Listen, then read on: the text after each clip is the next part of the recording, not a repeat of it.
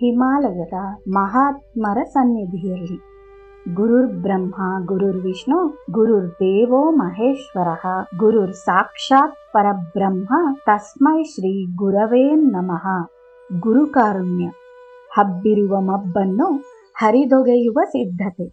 ಗುರು ಹೇಗಿರಬೇಕೆಂಬುದರ ಬಗ್ಗೆ ಪ್ರತಿಯೊಬ್ಬ ಶಿಷ್ಯನು ತನ್ನದೇ ಆದ ಕಲ್ಪನೆಯನ್ನು ಹೊಂದಿರುತ್ತಾನೆ. ಒಂದು ವೇಳೆ ನೀವೇನಾದರೂ ನನ್ನಲ್ಲಿಗೆ ಬಂದರೆ ನಾನಿರುವ ಹಾಗೆಯೇ ನನ್ನನ್ನು ಕಾಣಲು ನೀವು ಸಿದ್ಧರಿರುವುದಿಲ್ಲ.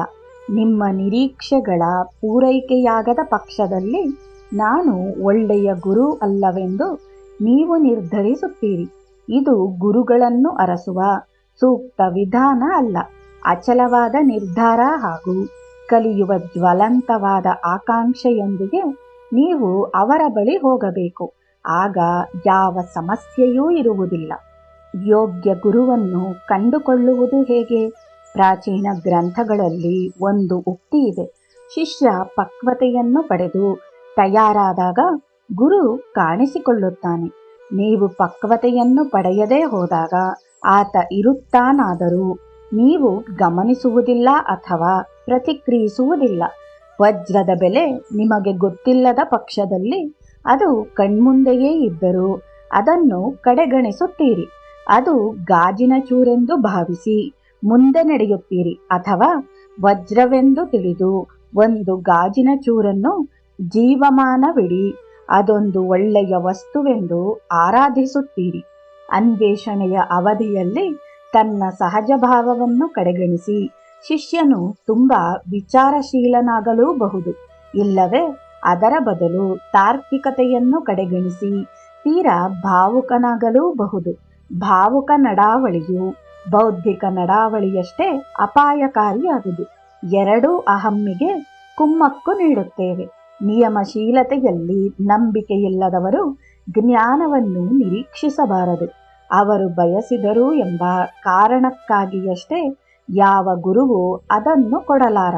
ಮಾತ್ರವಲ್ಲ, ಕೊಡುವುದಿಲ್ಲ. ಪರಂಪರೆಗನುಗುಣವಾಗಿ ಬೋಧಿಸಲು ಬದ್ಧನಾದ ಒಬ್ಬ ನಿಜವಾದ ಆಧ್ಯಾತ್ಮಿಕ ಗುರು ಯೋಗ್ಯ ಶಿಷ್ಯರನ್ನು ಅರಸುತ್ತಾನೆ. ಕೆಲವು ಗುಣಲಕ್ಷಣಗಳನ್ನು ನೋಡುತ್ತಾನೆ. ಯಾರು ಅರ್ಹರಾಗಿದ್ದಾರೆಂಬುದನ್ನು ನೋಡಬಯಸುತ್ತಾನೆ. ಯಾವ ಶಿಷ್ಯನು ಗುರುಗಳನ್ನು ಬೆಸ್ತು ಬೀಳಿಸಲು ಸಾಧ್ಯವಿಲ್ಲ. ಶಿಷ್ಯ ಎಷ್ಟು ಚೆನ್ನಾಗಿ ಹದಗೊಂಡಿದ್ದಾನೆನ್ನುವುದು ಗುರುವಾದವನು ಸುಲಭವಾಗಿ ಗ್ರಹಿಸಿಬಿಡುತ್ತಾನೆ. ಶಿಷ್ಯನಿನ್ನು ಸಿದ್ಧತೆಯನ್ನು ಪಡೆದಿಲ್ಲವೆಂಬುದು ಗೊತ್ತಾದಾಗ ಕ್ರಮವಾಗಿ ಉನ್ನತ ಬೋಧನೆಗಳ ಗ್ರಹಿಕೆಗೆ ತಯಾರು ಮಾಡುತ್ತಾನೆ. ಎಣ್ಣೆ ಬತ್ತಿಗಳೆರಡೂ ಸಿದ್ಧವಾದ ಸಂದರ್ಭ ನೋಡಿ ಗುರು ದೀವಿಗೆಯನ್ನು ಬೆಳಗಿಸುತ್ತಾನೆ. ಇದು ಅವನ ಪಾತ್ರ. ದಿವ್ಯತೆಯ ತತ್ಫಲವಾಗಿ ಬರುವ ಬೆಳಕು. ನಮಗೆ ಮಾರ್ಗದರ್ಶನ ನೀಡುವವರು ಯಾರು ಎಂಬುದರ ಬಗ್ಗೆ ನಾವು ತಲೆ ಕೆಡಿಸಿಕೊಳ್ಳಬೇಕಾಗಿಲ್ಲ. ಮುಖ್ಯವಾದ ಪ್ರಶ್ನೆಯೆಂದರೆ ಮಾರ್ಗದರ್ಶನ ಪಡೆಯಲು ನಾನು ಯೋಗ್ಯನೇ ಎನ್ನುವುದು. ಯೇಸುವಿನ ಆಪ್ತರಾದ ಶಿಷ್ಯರು 12 ಮಂದಿ ಮಾತ್ರ ಇದ್ದರು. ಆತ ಅನೇಕರಿಗೆ ಸಹಾಯ ಮಾಡಿದನಾದರೂ ರಹಸ್ಯ ಜ್ಞಾನವನ್ನು ನೀಡಿದ್ದು ಹದಗೊಂಡಿದ್ದ ಕೆಲವೇ ಮಂದಿಗೆ ಮಾತ್ರ. ಬೆಟ್ಟದ ಮೇಲೆ ನೀಡಲಾದ ಧರ್ಮೋಪದೇಶವನ್ನು ಗ್ರಹಿಸಿದವರು ಕೆಲವರು ಮಾತ್ರ. ಅಪಾರ ಜನಸ್ತೋಮ ಅಲ್ಲ. ಮಾರ್ಗದಲ್ಲಿದ್ದವರು ಮಾರ್ಗದಲ್ಲಿಲ್ಲದವರು ಅರ್ಥ ಮಾಡಿಕೊಳ್ಳುವುದಿಲ್ಲ. ಉದಾಹರಣೆಗೆ, ವ್ಯಕ್ತಿಯು ದೀನನೂ ನಿಸ್ಸತ್ವನೂ ಆಗಿರಬೇಕೆಂಬ ಉಪದೇಶದ ಅರ್ಥವೇನು? ಗುರುವಿನ ಬೋಧನಾ ಮಾರ್ಗಗಳು ಅನೇಕ ವಿಧವಾಗಿರುತ್ತವೆ. ಕೆಲವು ಸಲ ರಹಸ್ಯಾತ್ಮಕವೂ ಆಗಿರುತ್ತವೆ. ಮಾತು ಮತ್ತು ಕೃತಿಗಳ ಮೂಲಕ ಆತ ಬೋಧಿಸುತ್ತಾನಾದರೂ ಕೆಲವು ಪ್ರಕರಣಗಳಲ್ಲಿ ಯಾವುದೇ ಶಾಬ್ದಿಕ ಮಾಧ್ಯಮವಿಲ್ಲದೆಯೇ ಆತ ಬೋಧಿಸಬಹುದು. ಅನೇಕ ಸಲ ನನ್ನ ಅನುಭವಕ್ಕೆ ಬಂದಿರುವ ಅತಿ ಮುಖ್ಯವಾದ ಬೋಧನೆಗಳು ಅಂತರ್ಜ್ಞಾನ ಮೂಲೀಯವಾದವುಗಳು. ಅವು ಶಾಬ್ದಿಕ ಮಾಧ್ಯಮಗಳ ಸಾಮರ್ಥ್ಯಕ್ಕೆ ಹೊರತಾದವು. ನಿಮ್ಮ ಪ್ರಾಪಂಚಿಕ ಕರ್ತವ್ಯವನ್ನು ತನ್ಮಯತೆಯಿಂದ ಮಾಡಿ ಅರಿವಿನ ಹಾದಿಯಲ್ಲಿ ನಿಮ್ಮ ಪ್ರಗತಿಗೆ ಅದೇ ಗಣನೀಯವಾದ ಕಾಣಿಕೆಯನ್ನು ನೀಡುತ್ತದೆ. ಮಾರ್ಗದರ್ಶನ ಮತ್ತು ಸಹಾಯ ನೀಡಬಲ್ಲ ಒಬ್ಬರ ಅಗತ್ಯ ನಿಮಗೆ ಉಂಟು. ನಿಮ್ಮ ಆಂತರ್ಯದಲ್ಲಿರುವ ಗುರುವನ್ನು ಪಡೆದುಕೊಳ್ಳಲು ನಿಧಾನವಾಗಿ ನಿಮಗೊಬ್ಬ ಕಾರಣ ಗುರು ಬೇಕು. ನನಗೆ ಗುರುವಿನ ಅಗತ್ಯವಿಲ್ಲ ಎಂದು ನೀವು ಕೆಲಸಲ ತೀರ್ಮಾನಿಸಬಹುದು. ಆಗ ನಿಮ್ಮೊಳಗಿನ ಅಹಂ ನಿಮ್ಮನ್ನು ಆಡಿಸುತ್ತಿರುತ್ತದೆ. ನೀವು ಅದನ್ನು ಪಳಗಿಸಲೇಬೇಕು. ನೀವು ಉತ್ತಮ ಶಿಷ್ಯರಾಗಿದ್ದಲ್ಲಿ ಕೆಟ್ಟ ಗುರುವನ್ನು ಎಂದೂ ಕಾಣಲಾರಿರಿ. ಹಾಗೆಯೇ ನೀವು ಯೋಗ್ಯ ಶಿಷ್ಯರಾಗಿರದಿದ್ದಲ್ಲಿ ಸಮರ್ಥ ಗುರುವನ್ನು ಪಡೆಯುವುದಿಲ್ಲ.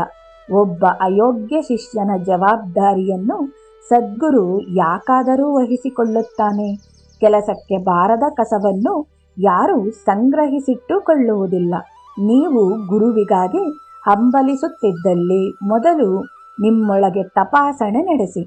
ಯೋಗಿಯಾಗುವುದೆಂದರೆ ಇಲ್ಲಿಯೇ ಮತ್ತು ಈಗಲೇ ನಿನ್ನ ಸದ್ಯದ ಸ್ಥಿತಿಗತಿಗಳನ್ನು ಅರಿತುಕೊಳ್ಳುವುದು ಹಾಗೂ ಆತ್ಮ ಪರೀಕ್ಷಣಾ ಕ್ರಿಯೆಯಲ್ಲಿ ತೊಡಗುವುದು.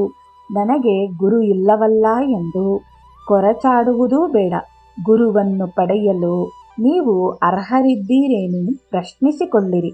ನೀವು ನನಗೆ ಬೋಧನೆ ನೀಡುತ್ತಿಲ್ಲ ಎಂದು ನಾನೊಮ್ಮೆ ಗುರುಗಳನ್ನು ಆಕ್ಷೇಪಿಸಿದಾಗ ಅವರು ಹೇಳಿದರು, ಬಾ ಇಲ್ಲಿ, ಈಗ ಸ್ವಲ್ಪ ಕಾಲ ನಾನು ನಿನ್ನ ಶಿಷ್ಯನಾಗುತ್ತೇನೆ.